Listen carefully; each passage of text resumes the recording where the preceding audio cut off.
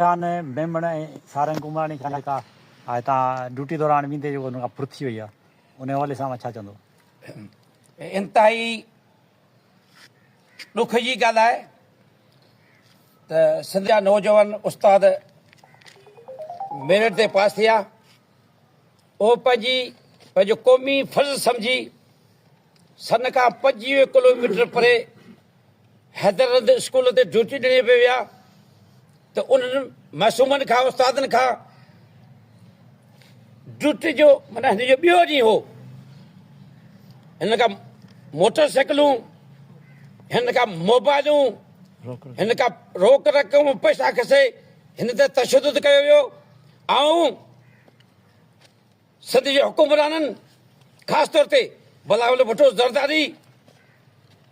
वज़ीर सिंध जंहिंजो इहो हल्को आहे IG Sindh DIG Hyderabad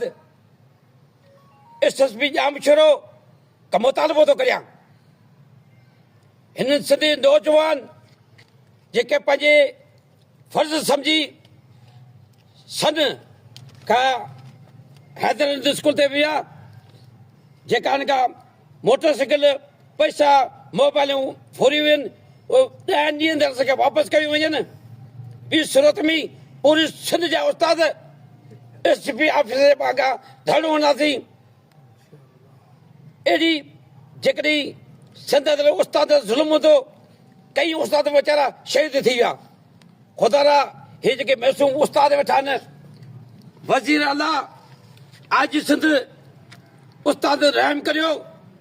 police खे सभु ख़बर आहे पुलिस सरपरस्त आहे चोरनि जी हिननि खे पंहिंजा मोटर साइकिल जी हिलाल रोज़ी आयो आहे मोटर साइकिल पैसा मोबाइल वापसि ॾियारियो ॿी सूरत में असां 10 ॾींहंनि खां पोइ पूरे ज़िले जा उस्ताद SP ऑफिस जामो छोरे जे अॻियां धरणो हूंदासीं महिरबानी उस्ताद जिंदाबाद उस्ताद जिंदाबाद जिंदाबाद चलो